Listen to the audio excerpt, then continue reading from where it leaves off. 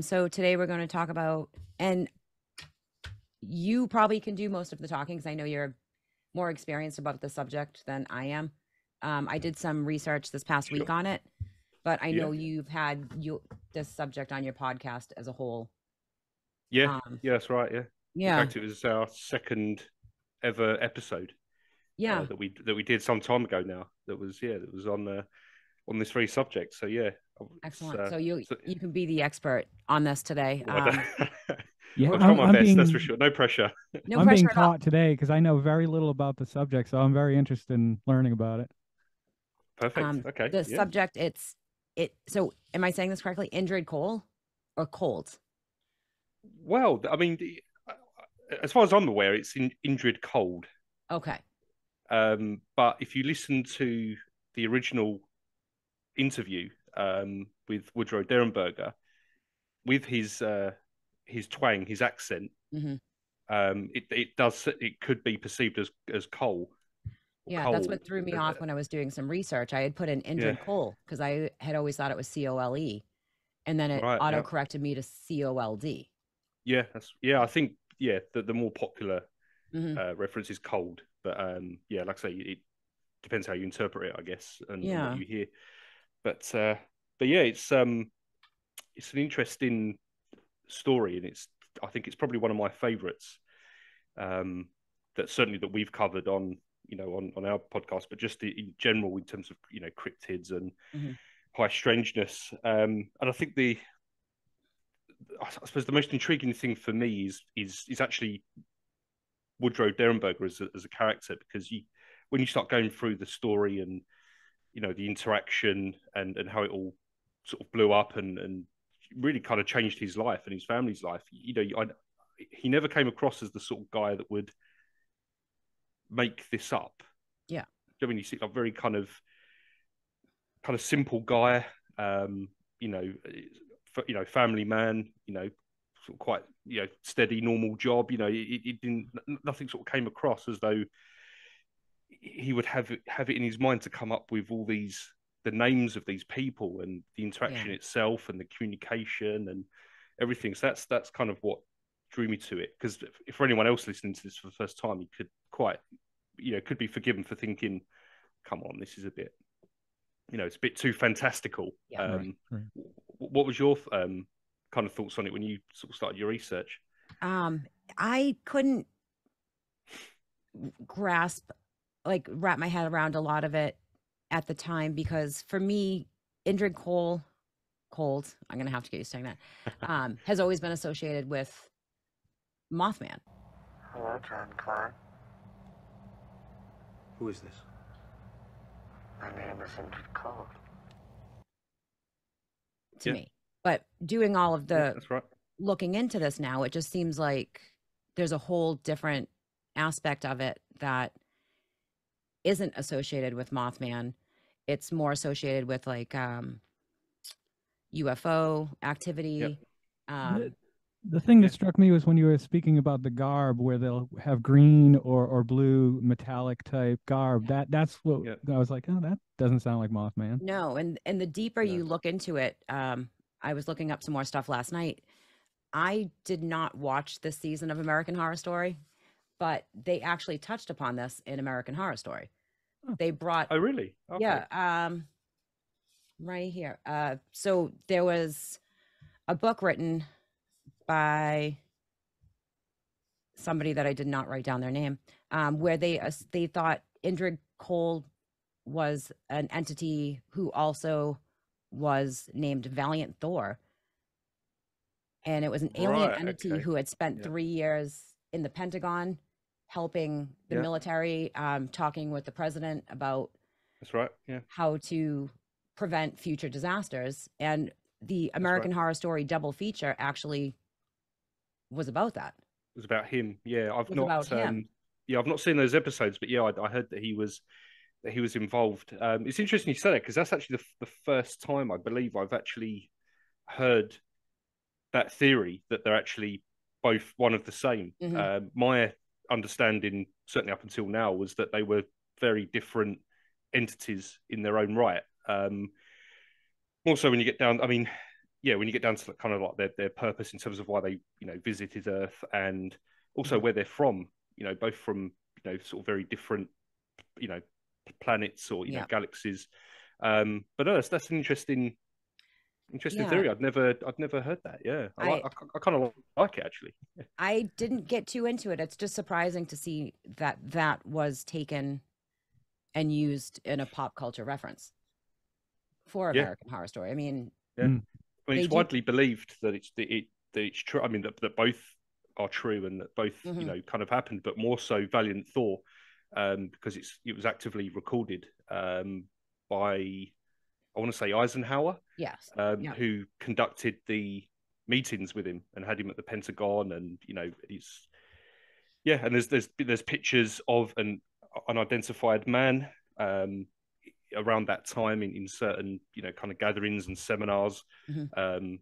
where Eisenhower would have been, and no one can sort of confirm who he is. No one can identify him, and so there's a whole a whole theory that that's Yeah. who Valiant Thor was. But yeah, I mean, they're quite similar, I guess, in terms of their purpose, because they both supposedly came to Earth with a message. They were both explorers, Mhm. both sort of trackers, if you like. And yeah, they just wanted to connect with someone to kind of say, look, this is kind of what's happening, and you need to stop it, sort of thing.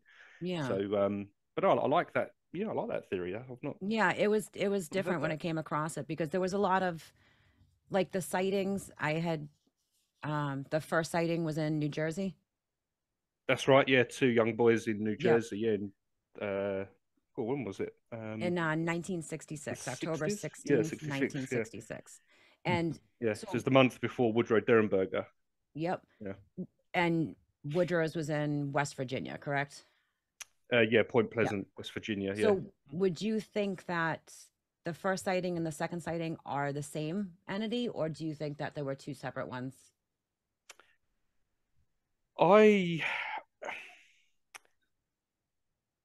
would say they're probably one of the same in Mhm. terms of the the sort of species in terms of where they're from. But, the descriptions that the two boys give is a lot more haunting, and a lot more kind of creepy pasta vibe.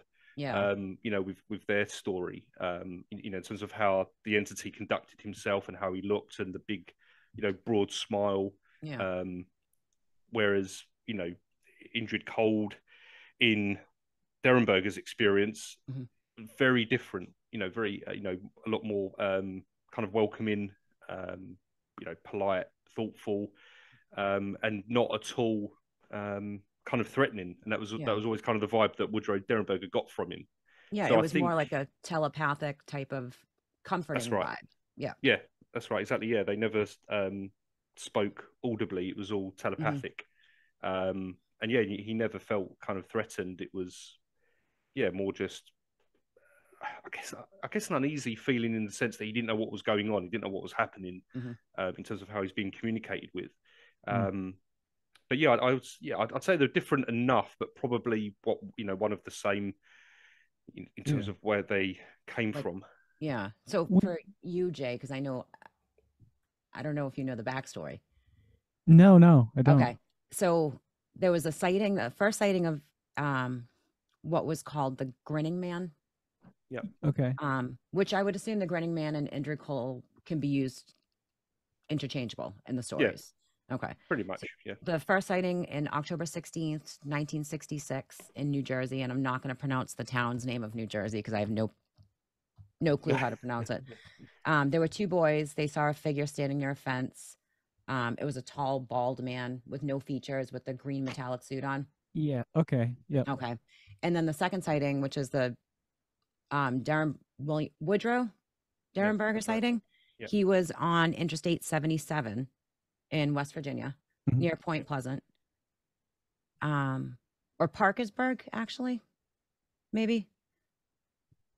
And he had heard a crash and I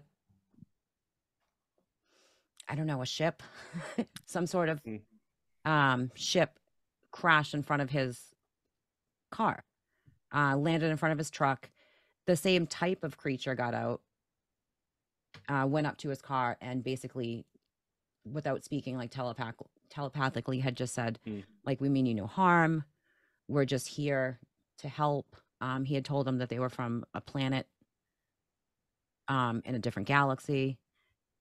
And then there was a third sighting, which I'm not sure if you count this sighting in with the Grinning Man sighting or Indrid Cold, the Lily family. Yeah, Yeah, very much so. Yeah. Okay. It's very, very kind of similar. Although theirs is more a little kind bit of more more paranormal, or more on Yeah, the that's what kind threw of me off a little bit. Is it the yeah, first two seemed to be like the first one kind of seemed like a scouting mission. yeah, You're like, all right, yeah, you can come down. The second one was like, I feel like the general of the three of the sightings was kind of like the man in charge, and the third sighting was more of a paranormal sighting. Well, it's kind of funny Yeah. when you mentioned earlier about the forms of communication and Mhm. just knowing or feeling that they mean you no harm. Like oftentimes that is associated with spirits and I that so both theories kind of do have a string of truth to them. Yeah, absolutely. Yeah, Yeah, it just definitely. it feels like to me that like Indrid Cold, the Derenberger sighting was a more serious sighting. More like, look, this is what we're here for. This is what we're doing. Yeah. We're trying to help you guys. And the other two sightings were possibly the same species, if not creature, Yeah. more of a like a play about type of sightings, because the boys didn't feel like the boys felt threatened by it, but that Yeah. could have just been seeing what they were seeing. Mm. Anybody coming Yeah. across something like that could have felt Yeah, threatened. that would scare the hell out of me. Yeah, exactly. Yeah. Yeah, no, absolutely. I think their reaction was probably right in the circumstances, but because Without a they doubt. didn't have any telepathic communication or any kind Mhm. of interaction really, other than, as you say, the sight of this figure, that's kind of where it starts and ends really.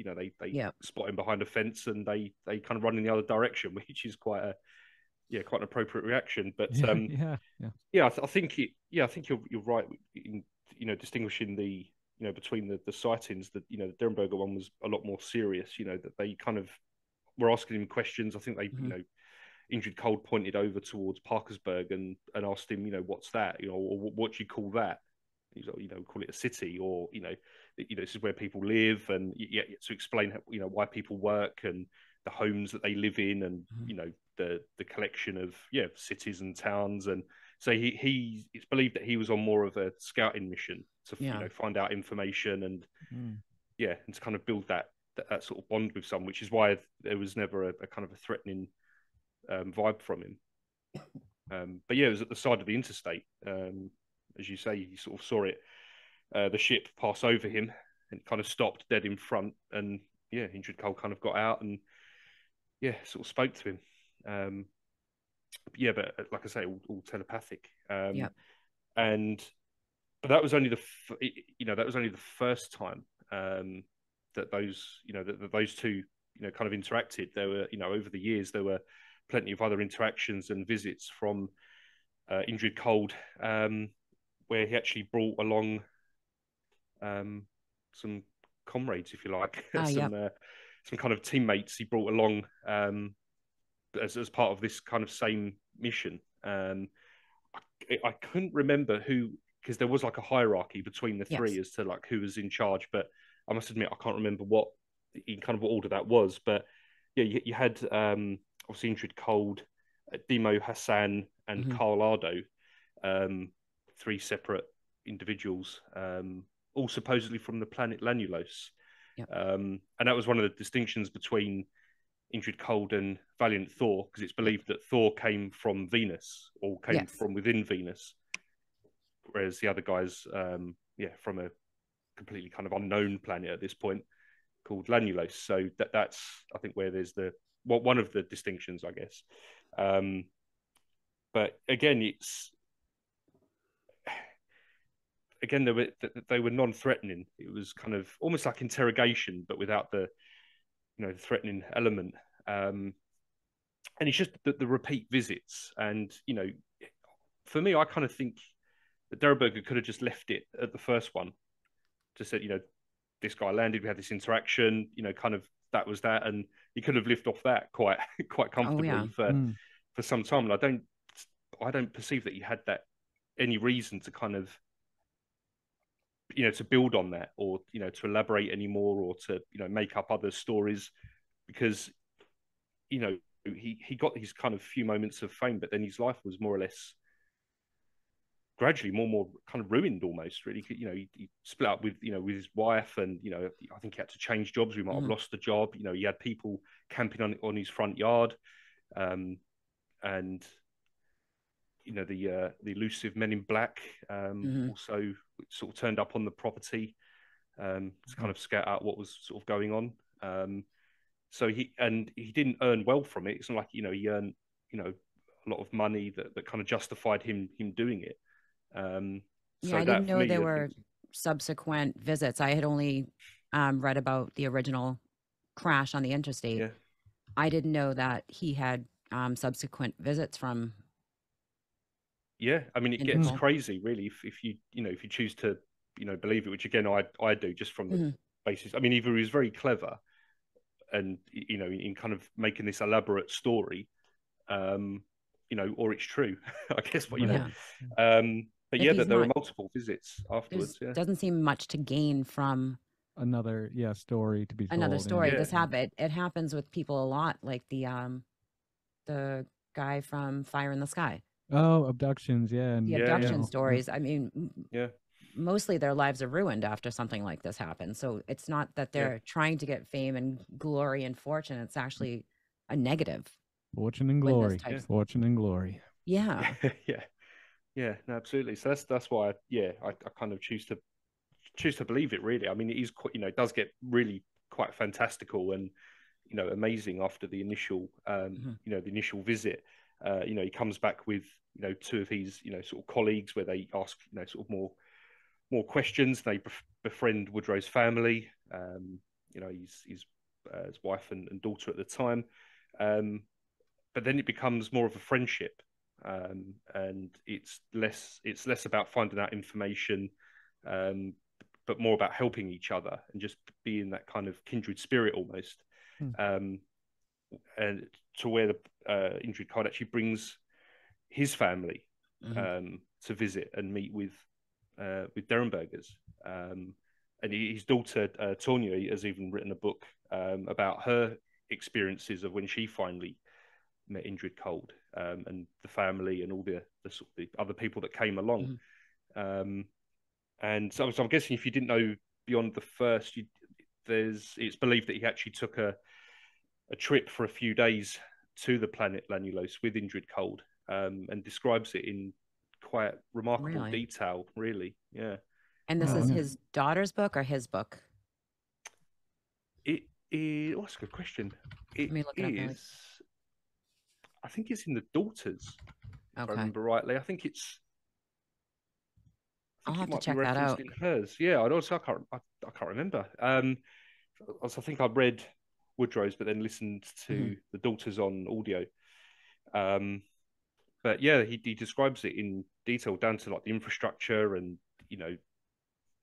how they just interact, and it's all like telepathic speaking. They don't wear clothes. It's right here. It's a lush jungle planet, which is. I would love to know Ingrid's reaction to meeting humans.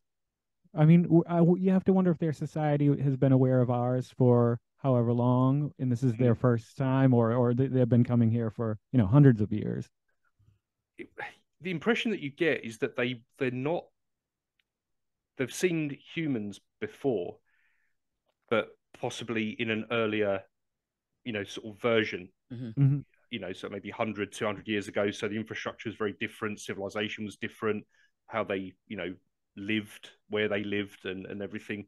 So when he came back to meet with Woodrow, it was like, oh, so what's happened now? Then this has all changed, and I think that's why there was the interrogation, I guess. It's like they're updating their history books. Yeah, it happened to be the right time to kind of make themselves known.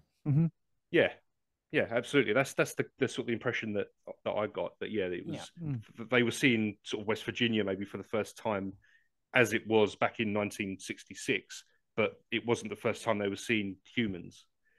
Fascinating. Yeah. But West Virginia is not too far from me. I'm in Virginia, so. Oh, wow, perfect. Have you Yeah, been that to? always blows my mind. You're right there, and you don't go to Point Pleasant. I know. I might as well. I Oh. mean, you know. Yeah, for somebody who is deep in the heart of Virginia, every single time I'm like, they're doing a festival right up the street from your house. You really should go there. Yeah. It's mind blowing. With Indrid Cold, do you think, because Jay had brought it up before he left, Yeah. they were stopping in, checking out humanity, coming back, maybe waiting for the right time? Do you think, because the late 50s, early 60s, there was a lot of like space race Yes. Yeah. type of things going right, on. yeah. Do you think that that kind of pushed them to be like, all right, they might be getting to the point, humanity might be getting to the point now where they do need us to step in? Yeah, Due to I think Cold so. War, space race, all that stuff going on at the time. I think it's more with the space race, and also the weaponry and the technology within that. Again, if you believe the Valiant Thor story, then he came to Earth to warn about use of nuclear weapons, and then it will be the end of humanity. If you believe Indrid Cold's story, then he's very much a searcher, sort of an investigator. So yeah, I think they were on a mission to kind of suss us out, really, to see how well developed we'd become, how advanced our technology was, and that sort of thing, really. So yeah, I think it was definitely with a purpose. I think it did sort of, I guess no such thing as coincidences, but it did certainly coincide with the blip of of UFOs that just kind of launched in what was the 50s, wasn't it? I think the main blip in the States with UFO sightings, and so I think that was all part of one kind of thing. And going into space and exploring that and sending up more and more satellites. There's probably there was probably people out there that think, okay, we maybe need to suss these guys out. What are they capable of, or what are they going to use it for? If they're attacking each other, because to think, are they going to come for us? How fast our technology advanced just within the 50 to 60 years from starting space missions to the moon to this to that they were probably like, oh, we have to kind of slow them down. They're going to go the wrong way. Exactly. And that was exactly it. Because I can't remember if it was Cold or Valiant Thor that commented that basically said they didn't like how we treated each other, that they basically didn't like the fact that there was world wars. Because they don't have that where they're from. Everyone seemingly kind of gets along, like has their role, their part in society, and there's no need for that kind of aggression. And one of them does comment on not understanding how you could get to that point where you're attacking each other. So they were here to kind of see whether that was going to expand into space, and that we would basically be going after them and start attacking them, basically. So I think it was very much I think that was kind of the cause, the primary cause, I suppose. I don't think they got their message across, unfortunately. But no, sadly not. No, I don't think it was taken seriously, or you just brushed under the carpet, like fine, okay, I hear you, but we're not doing anything about it.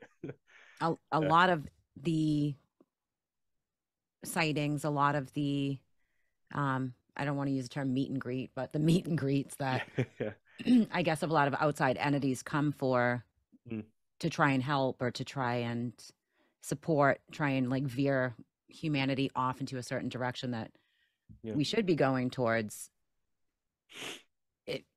We just had to listen to one of them. I feel like we'd be in a very different space place right now. There was a large portion of time, like the late 50s, early 60s, massive amounts of visits, massive amounts of UFO sightings. And then it seemed to have stopped for a bunch of years. And then it started picking back up again.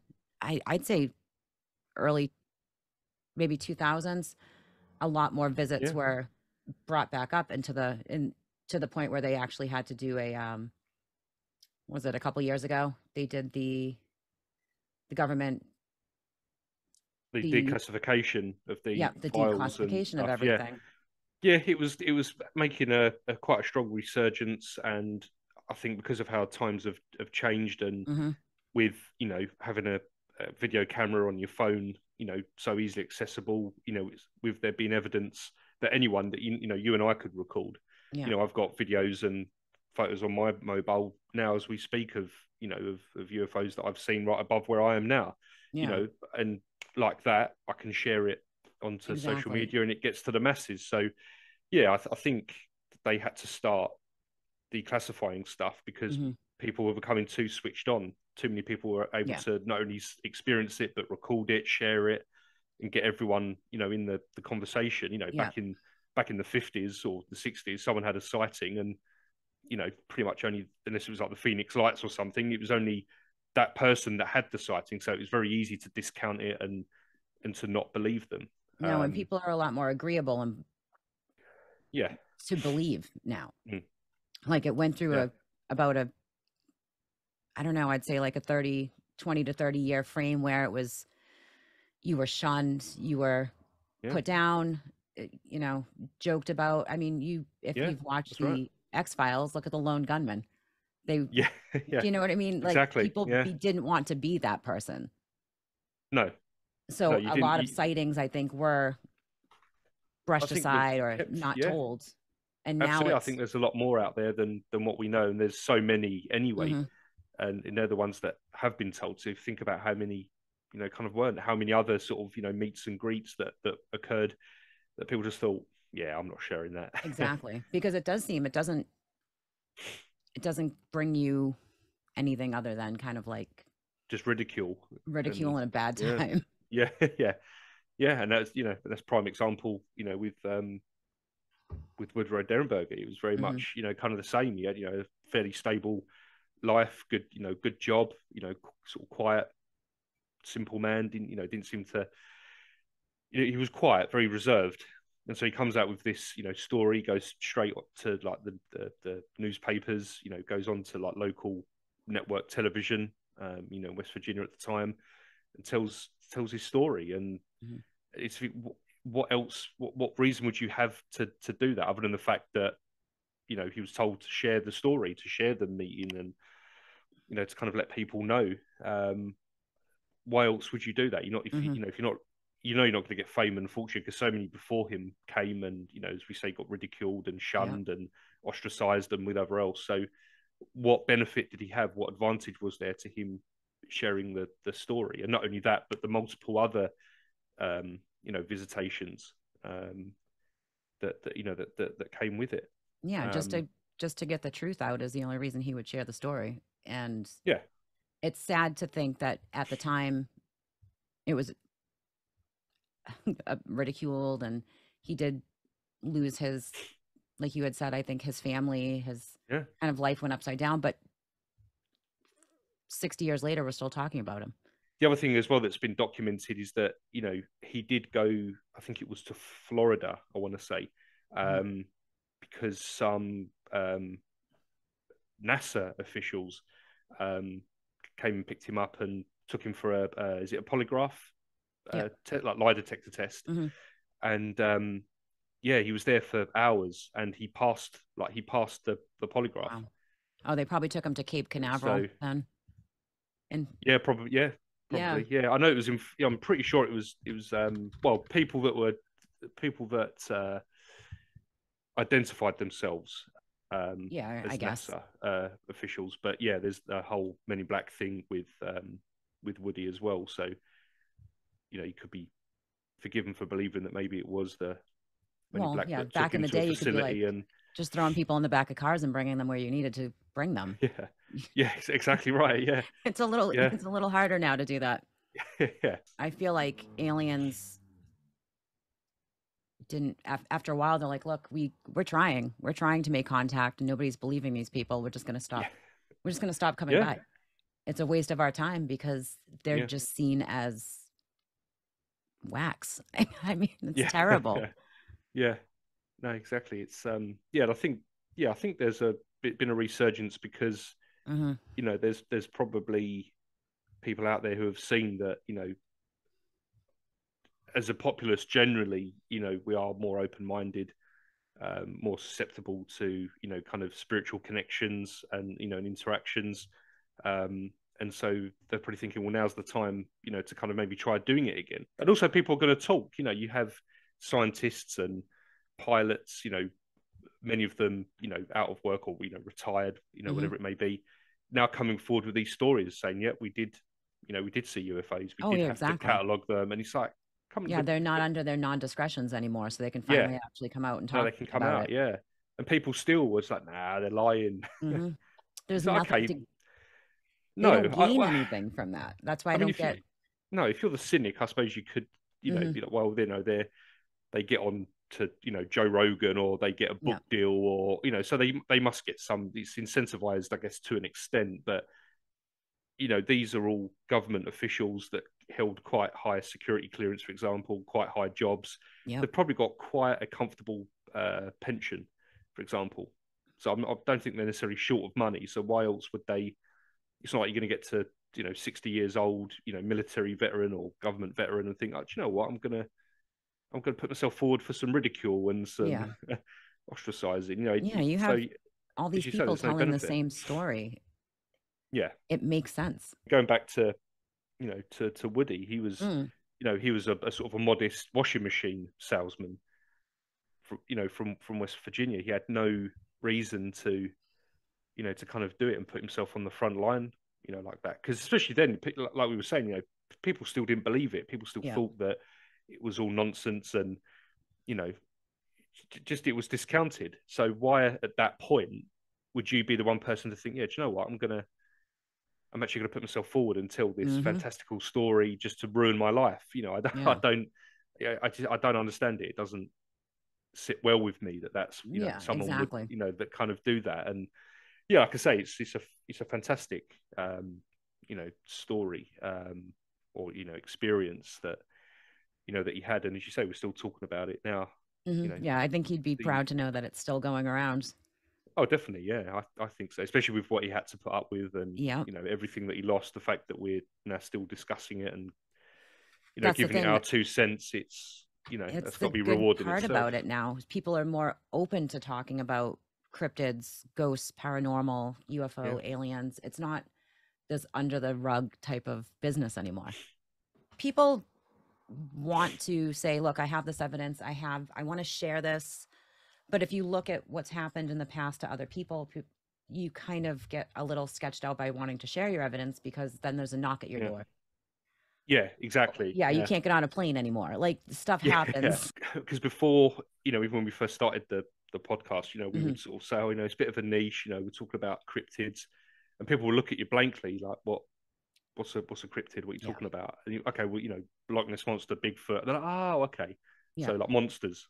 Yeah, okay, fine. Yeah, that's monsters. Yeah. But now, like, years down the line, you can mention the word cryptid or cryptids in general, and there's just more of a general understanding and an acceptance, I think. Them. Oh, definitely. Yeah. I don't feel as I don't know. I can talk about it to, like, just random people that you meet out and about, and you can, so what do you do? Oh, I do a podcast about this. Like, oh, people are sort of generally fascinated. Yeah. And you start to learn that they've either, like, had a sighting, or they've seen someone, they know someone that has, but they've never really wanted to talk about it. And you don't have to hang your head anymore when you talk about. I did that too for a while. Oh, you're online? Yeah, I just do a cryptid podcast. But now it's like, no, I do a cryptid podcast, and everybody says, you should do this, and they give, you should do this cryptid, and you're like, oh, you know about that? Like, it's just it's more widely accepted, and it's not as a niche little thing anymore. No, unfortunately, a lot of people who do believe in this, who do openly talk about this, have accidents a lot. Met an early end. Definitely want to thank you for coming on and talking. Thanks for having me. No, it's a great story, and I'd implore you to look at the whole expanse of it, because it doesn't just stop at that first meeting on the interstate in West Virginia. It goes on to so much. I didn't realize how deep it actually went, because, like I had said, to me originally, Indrid Cold was always associated with Mothman in my head. So I didn't know there was just Yeah, that's only it's just that's only movie-wise. in the film for for Exactly. So I Hollywood. never gave it more of a second thought until I started looking it up Yeah. more after you brought it up, and Mm.